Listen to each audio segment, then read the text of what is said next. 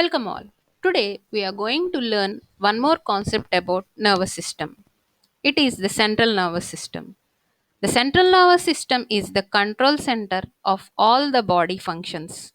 The central nervous system mainly contains organs, brain and spinal cord which play a major role in controlling the body functions. First we'll see about the human brain. Human brain is the main control center of the nervous system. It controls our thinking, feelings, movements, and senses. The human brain is regarded as the fastest organ in the human body. About 60% of human brain it contains fats. This is the highest concentration of fats in a single organ in human beings. 75% of the total brain it is made up of water, which regulates various functions of the brain. Out of the total body weight, the brain weighs approximately 1400 grams. Though the brain comprises little more than 2% of the body weight, it uses 20% of the whole body energy. An average adult male brain weighs about 1375 grams and female 1275 grams. Location of the brain. It is located in the hard bony case like structure called cranium in the head region. It is covered by three layers. These three layers are called as meninges. The meninges are continuous and cover the spinal cord also. The space between the inner layers of these meninges are filled with a fluid called cerebrospinal fluid. This cerebrospinal fluid it serves as a shock absorbing medium and protect the brain against shocks and jerks along with meninges and cranium. Number of nerve cells are present on the brain. The nerve cells with their cell bodies they form a mass called gray matter and the myelinated axons they form the white matter. The gray matter is present towards the outside of the brain and the white matter is present towards inside or at the center. The brain is mainly divided into three major parts: cerebrum, cerebellum, and medulla oblongata. The other parts of the brain are diencephalon and midbrain, cerebrum. Cerebrum is the uppermost part of the brain. It consists of two hemispheres called as cerebral hemispheres. The surface of the cerebrum has many folds and elevations called as gyri and sulci, which are very prominent and help in dividing the cerebrum into different portions. The functions of cerebrum are it is the center of memory and intelligence. It controls all the mental activities such as thinking, memory, reasoning, perception, emotions, and speech. It interprets sensations and respond to cold, heat, pain, and pressure. The cerebrum is the largest part of the brain. Cerebellum.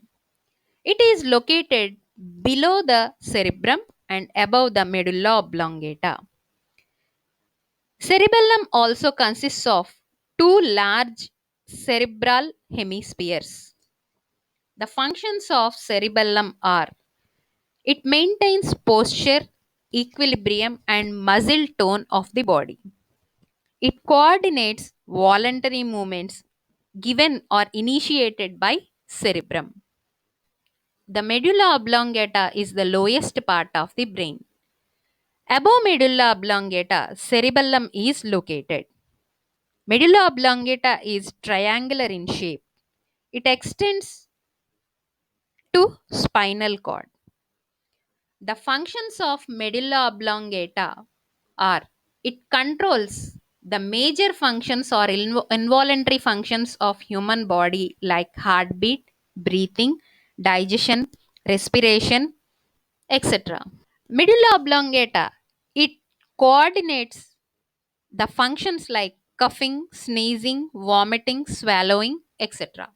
The medulla oblongata, it connects brain and spinal cord. Along with these parts, diencephalon and midbrain also, they play important role in functioning of the brain. Diencephalon is a rhomboidal shaped lobe from interior surface of the brain. Diencephalon, it lies between cerebrum and midbrain. Functions of diencephalon are: it acts as a relay center for sensory impulses like pain, temperature, and light. It controls all muscular activities. It is the center for emotions such as anger. It is the center for water balance, blood pressure, body temperature, sleep, and hunger. A small part is present in diencephalon called as hypothalamus. This hypothalamus controls the pituitary gland functions. Midbrain. This is the small stacked like portion located in the brain. The midbrain connects forebrain with cerebellum. The functions of midbrain are: it relays impulses from the cerebrum to the spinal cord. It shows reflexes for sight and hearing. The next important part of central nervous system is spinal cord. Spinal cord extends from medulla oblongata all through the vertebral column. The vertebral column protects the spinal cord. It is almost cylindrical in shape. Unlike in brain, the white matter is located in the spinal cord towards outside and gray matter at the center. A cross section of the spinal cord shows two similar halves fused together to form a small canal in the center. This canal is called as central canal. This central canal, it contains cerebrospinal fluid. The central canal is surrounded by an H-shaped area called gray matter. It consists of cell bodies of the nerves. The outer portion is the white matter, which consists of nerve fibers. The role of spinal cord in this central nervous system is to carry out the reflex actions. Reflex action is a quick and automatic response to the stimuli which do not involve the brain. The brain will not function in carrying out these reflexes. The reflex actions are specially carried out by spinal cord only. Picking up information of a stimulus to generate a response involves a pathway from the detectors to brain or spinal cord, where the nerve cells heads near the spinal cord. Such a single pathway going to the spinal cord from the detectors and returning to the effector organ, that is called as reflex arc. The spinal cord controls these actions that do not involve the brain. If we step on a sharp object, you instantly withdraw your feet. Or when we touch a hot object, immediately we'll pull back our hand. Blinking of eyes during bright light, moving away when something is approaching fast towards us, all these they come under the reflex actions. Reflex action is a quick and automatic response to a stimuli without the involvement of the brain. These reflex actions play a major role in protecting us from dangers. The nerve's transmission from stimulus to a response can occur at a maximum speed of about 100 meters per second. How the information of stimulus is carried out either to spinal cord or to brain? With the help of nerves. The nerves that originate from brain are called cranial nerves, and those that originate from spinal cord are called spinal nerves. There are 12 pairs of cranial nerves which start or arise from brain, and there are about 31 pairs of spinal nerves which arise from the spinal cord. These all nerves which start from brain and spinal cord, that is cranial nerves and spinal nerves, together they form peripheral nervous system. The peripheral nervous system, it plays a major role in carrying various stimulus to the spinal cord or to the brain. The network of spinal nerves and cranial nerves are linked to the brain and spinal cord to one end and to the muscles of body parts in the other end. The peripheral nervous system, it can control involuntary functions and voluntary functions also.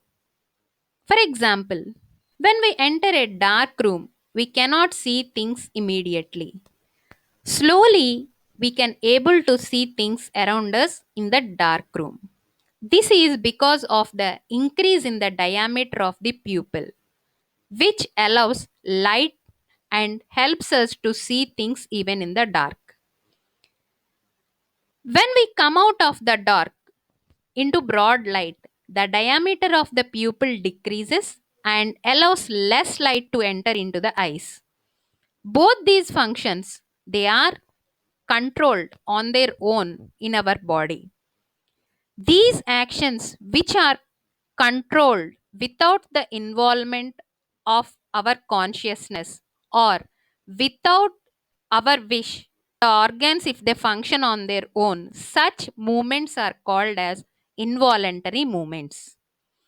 The movements which we do, like lifting things, running, walking, talking with each other, all these which involve our wish upon our consciousness, the functions which happen or the functions which our body performs, those are called as voluntary functions. Voluntary actions are under the control of brain.